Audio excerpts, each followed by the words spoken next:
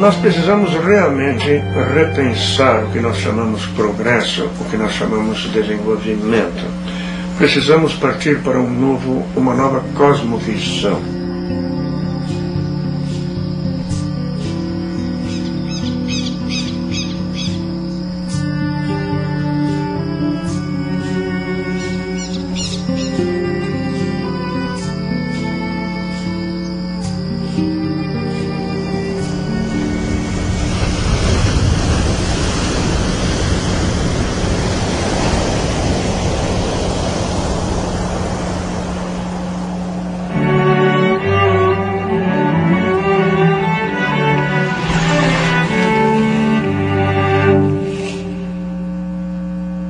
O Lutzenberger era um excêntrico, uma personalidade muito original. Isso fazia com que muitas pessoas realmente não o compreendessem. Já outros o compreendiam até bem demais e usavam essa excentricidade dele para desqualificá-lo. Então, quando ele vinha com as questões, as indagações, as propostas incômodas dele, era fácil simplesmente dizer, ele é um louco. Tu sabe nadar? Eu não, já até me afoguei. E por que tu não sabe nadar? Porque não ensino. Tá vendo? Tem que ensinar eles a nadar. É muito perigoso, já morreu muita gente. Sim, mas se tu só vê isso, perigoso. Olha, sabe que o lugar mais perigoso do mundo, sabe qual é? A cama. Quase todo mundo morre na cama. Tá. Se a gente pegasse essa pedreira abandonada aqui, transformasse numa espécie de centro para eles, com eles mesmos administrando. Primeira coisa, podemos colocar aqui um curso de natação. Naquela ruína lá, eles podem fazer o seu centro. Podemos dar atividade interessante para essa juventude. Tá? Os prefeitos, os industriais não enxergam essas coisas.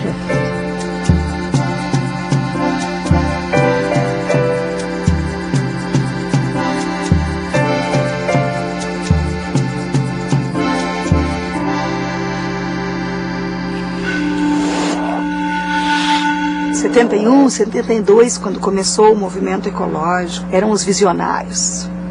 Eram os loucos contra o progresso.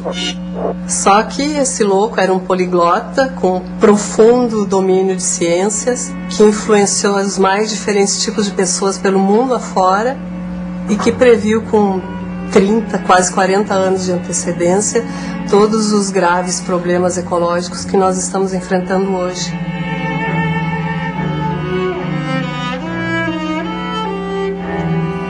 Fazer com que as pessoas se abrissem para essa verdade.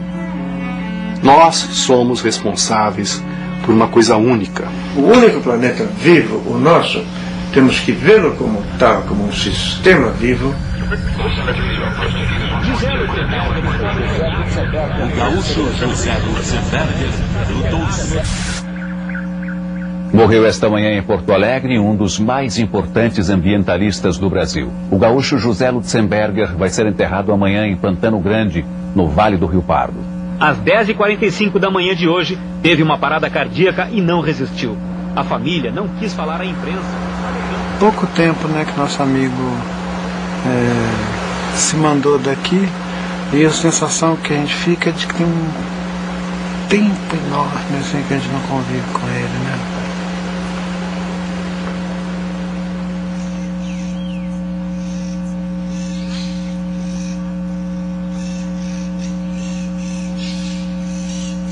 O Lutz se reintegrou ao processo vital. Não era importante para ele estar lá no rincão, Era importante para ele se reintegrar, não ir para uma caixinha de concreto.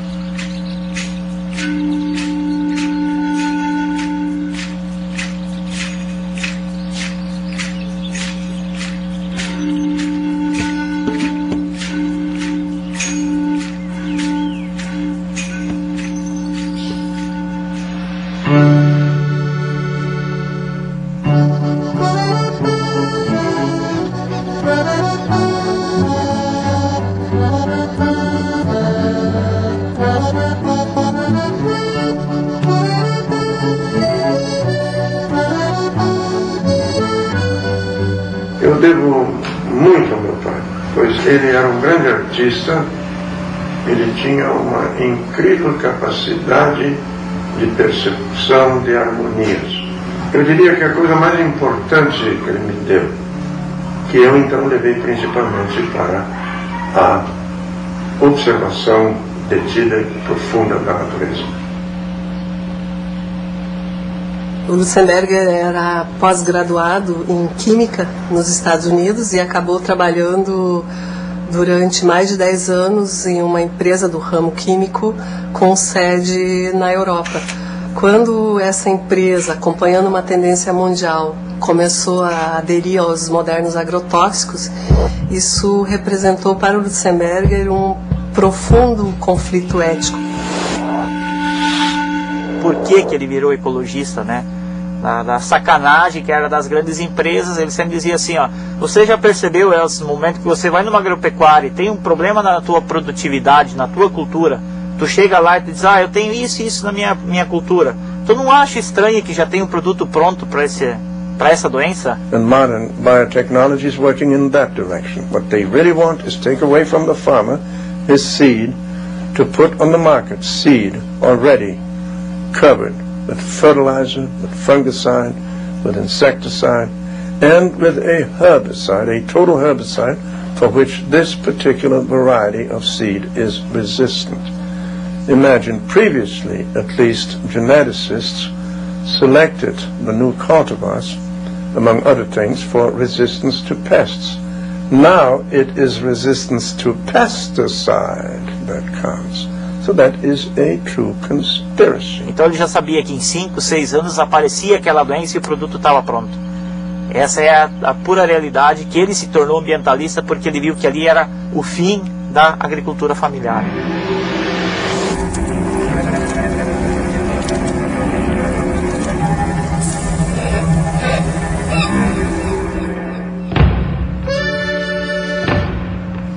Lutzenberger, que é porto-alegrense, voltava para sua terra em janeiro de 70. Pretendendo trabalhar com ecologia, numa época em que o Brasil vivia sob regime militar. Nós tínhamos um pequeno grupo de amigos que estávamos fundando uma associação naturista. Eu senti que era possível nós fundarmos um movimento ambientalista porque tínhamos o homem dono das teorias que muito poderia nos ajudar.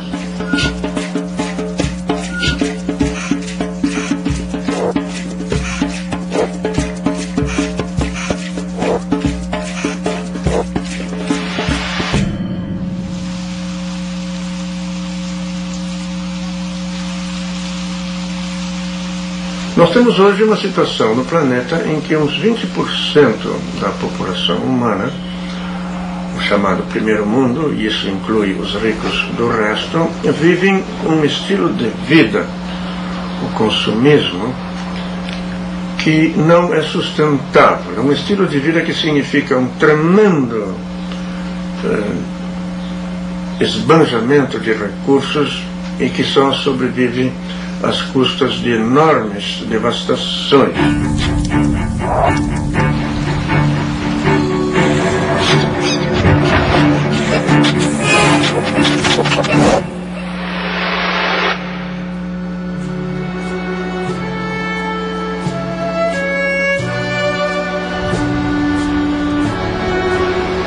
O homem precisa reaprender a olhar a natureza. É possível conviver com o progresso e a produção em larga escala sem sacrificar a qualidade de vida. Lutzenberger, 1988. Meu pai era uma pessoa extremamente amorosa, era um bom coração. Ele era autêntico, era uma pessoa que encantava justamente pela autenticidade dele. Todas as pessoas que trabalharam com Lutzenberger atestam que ele era um verdadeiro imã para atrair jornalistas. Nós dominávamos a imprensa, nós temos provas, todos os recortes da época estão guardados.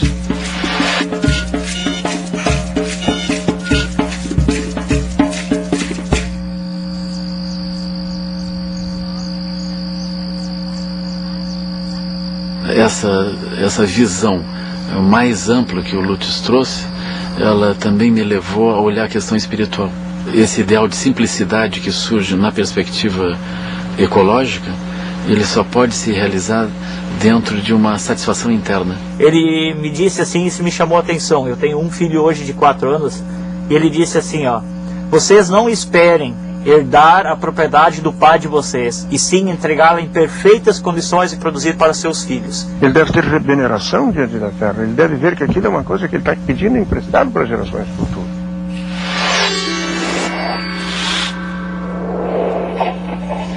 Polêmico, como sempre, o secretário de Meio Ambiente não deixou passar em branco nenhuma das críticas que recebeu quando estava em Washington. Taxado de antidesenvolvimentista, ele fez questão de se explicar.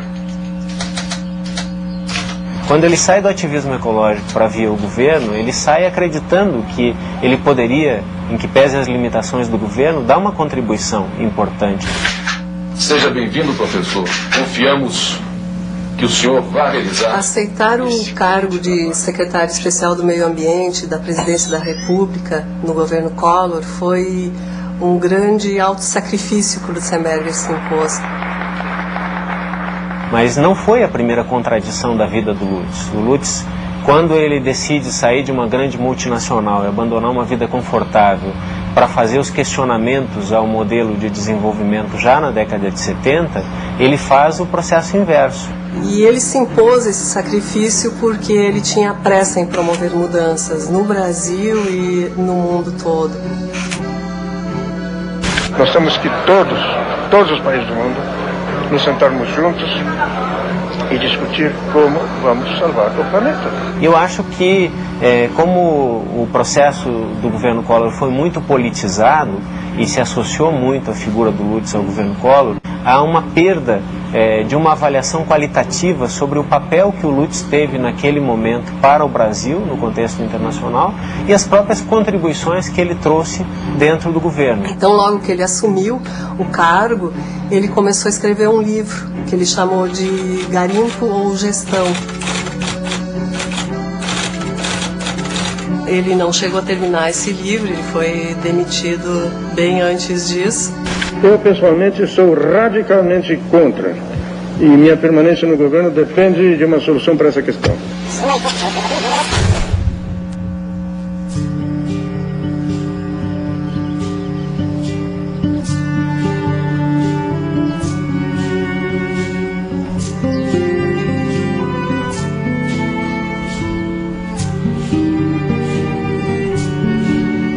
Que assim, uma coisa que hoje faz muita falta é justamente essa capacidade de indignação, né, que ele traduzia, né, e quando eu hoje vejo coisas acontecendo, como a seca na Amazônia no passado, todos os furacões, a soja transgênica nos entornando aqui, né, no entorno nosso, quando a gente vê megaprojetos hoje querendo mudar a paisagem do nosso estado. Eu lembro dele e ao mesmo tempo que eu sinto a falta dele. Eu pessoalmente sou radicalmente contra. Isso não pode acontecer. Nós na Agapam vamos lutar com unhas e dentes. Algo que realmente nós não podemos permitir. Vamos ter que lutar realmente com unhas e dentes contra isso. Nós temos que lutar contra isso. Isso não podemos fazer.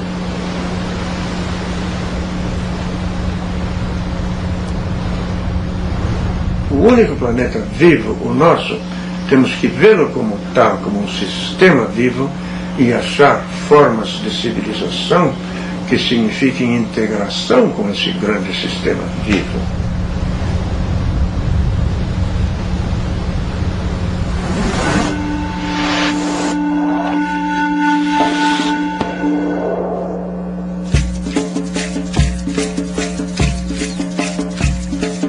Eu me lembro dele conversando com os caboclos, conversando com os ribeirinhos, conversando com os índios, e no entusiasmo, assim, raro para um branco, né? Porque só os brancos que nos visitavam vinham sempre com uma visão muito convencida de que deixar a floresta em pé era um atraso.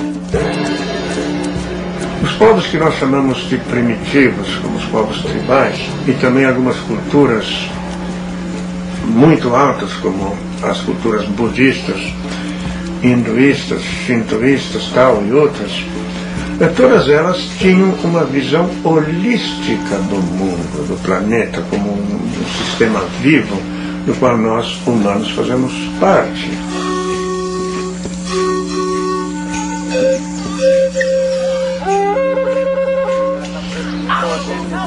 Mesmo em outras culturas, nós vamos encontrar, na medida que as pessoas elas estão mais equilibradas internamente, elas têm uma relação mais equilibrada também com o ambiente. Essa visão existiu na humanidade durante 99,9% de sua verdadeira história.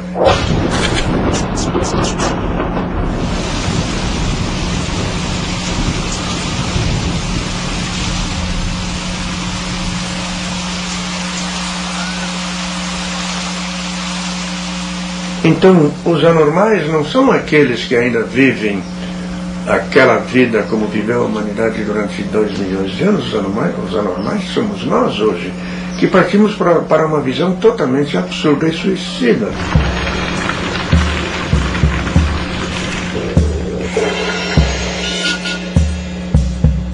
Toda a política desenvolvimentista parte desse postulado de que o estilo de vida dos ingleses, dos alemães, dos americanos, australianos, etc., deve alastrar-se ao planeta inteiro.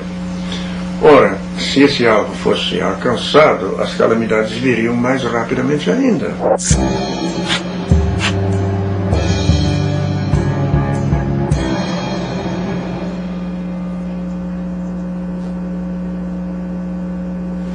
A moderna sociedade industrial, esta cultura industrial, divide o mundo em desenvolvidos e subdesenvolvidos, não gosto nem de dizer porque seria insultante, dizem em desenvolvimento.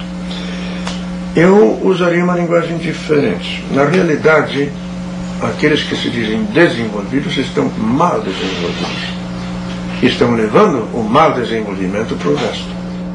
Pois eu diria que agora há um problema muito grave aqui. Passamos décadas e décadas e décadas pilhando, devastando e desequilibrando, e agora tem gente acreditando que dá para resolver tudo com meia dúzia de mega soluções. É esse tipo de desenvolvimento que nós temos hoje, e especialmente nos países do primeiro mundo, que está levando a essas catástrofes. E não é com mais desenvolvimento para arrumar os estragos que esse desenvolvimento causa que nós vamos resolver os assuntos. Postula-se que não há estrago que não possa ser corrigido por mais tecnologia. E o interessante é que justamente aqueles que nada entendem de ciência e de tecnologia são os que mais fazem esse tipo de extrapolação.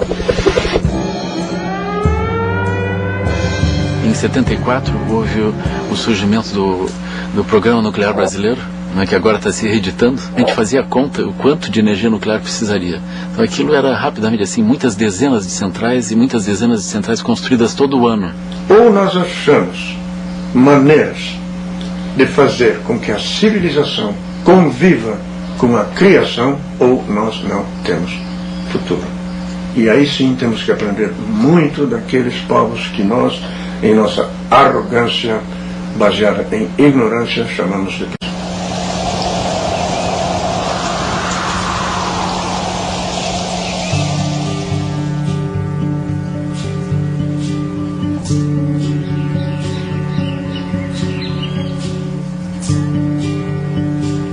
Se eu fosse guri de 12 anos, estava aqui todos os dias.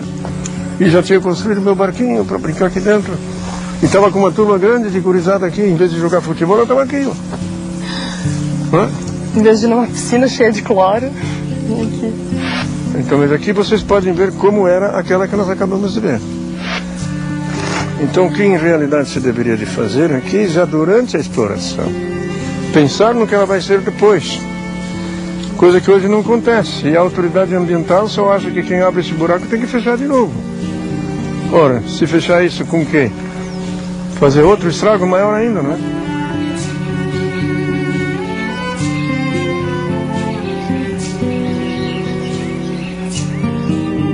Nós temos que aprender a trabalhar de novo de tal maneira que se possa produzir sem destruir. E isso se fez no passado sempre.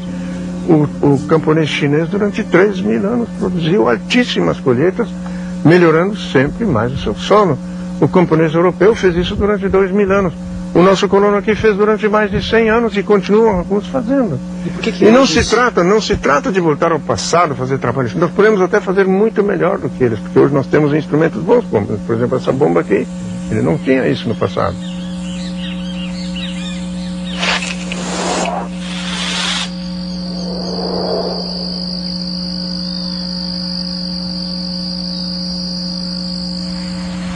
A Fundação Gaia não é propriamente um projeto meu. Eu nunca tive a intenção de fazer uma fundação, ela simplesmente aconteceu.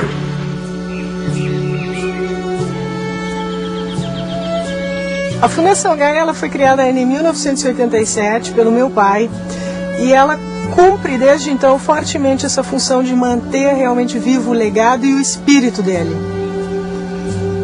Num primeiro momento nós começamos com um trabalho mais fortemente voltado ao contexto agrícola, começando na sua primeira década por uma ampla gama de cursos, muito voltados também para a promoção de uma agricultura orgânica.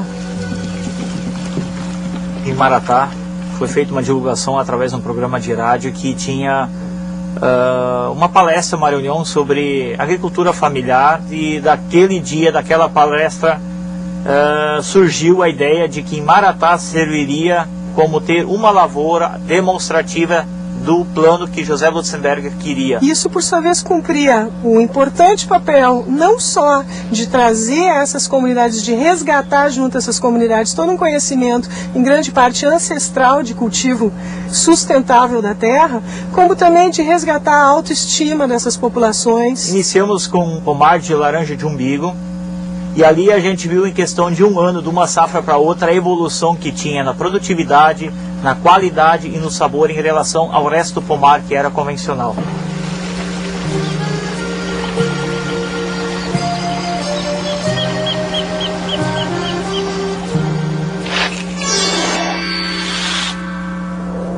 A empresa Vida, ela ilustra bem essa faceta empreendedora, pragmática que caracterizava o meu pai. José Lutzenberger agradeceu a homenagem. Essa firma vai ser um dos grandes fatores de promoção de uma agricultura sã. Nosso prêmio Nobel alternativo Fez da vida uma história marcante. No começo dos anos 70, enfrentou os interesses de uma multinacional que fabricava... Ele era um adversário ferrenho das atividades industriais. A Borreguar acabou interditada, vendida, e hoje é uma das fábricas de celulose mais limpas do mundo. Nessa época nós não tínhamos esse conhecimento dele, porque nós realmente gerávamos poluição. No caso, ele percebia que ao mesmo tempo em que no meio rural os solos se tornavam a cada dia mais degradados, mais pobres, no âmbito industrial havia um enorme desperdício de matéria orgânica resultante daqueles processos. E ele criou diretamente para a fábrica sugestões e trabalhos práticos de aproveitamento do lodo e do efluente industrial. Num trabalho que hoje já está extremamente maduro e consolidado, é uma referência nacional de reciclagem de resíduos industriais. Transformar o que chamávamos lixo de um produto reciclável, rentável e um outro produto fertilizante até. Mas são 26 anos hoje que eu me encontro no movimento ambiental e eu verifico sempre de novo uma coisa que me exaspera, que a maioria dos jovens ambientalistas só praticam confronto. O confronto é importante, está certo, mas nós temos que trazer soluções. Não basta só brigar. E nessa fase atual, é mais importante do que nunca, se nós quisermos realmente um mundo melhor para nossos filhos, nós temos que conseguir que aqueles que têm a força de tomar decisões hoje vejam as coisas de maneira diferente e temos que trazer a eles os caminhos alternativos. E esta é a função da Fundação Gaia.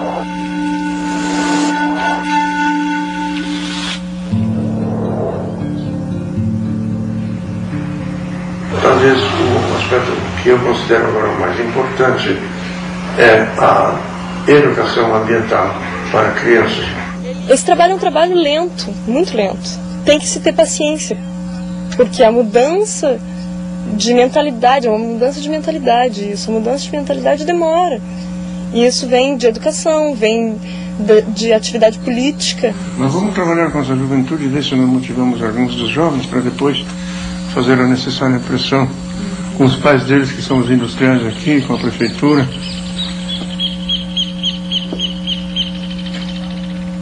A ideia do professor Lutzenberger era bem clara. Depois que nós se formássemos, era propagar o trabalho dele, porque na verdade ele sabia que não era eterno. No momento em que cada um de nós pode efetivamente contribuir para a mudança que quer. Nós temos sim a chance de uma mudança.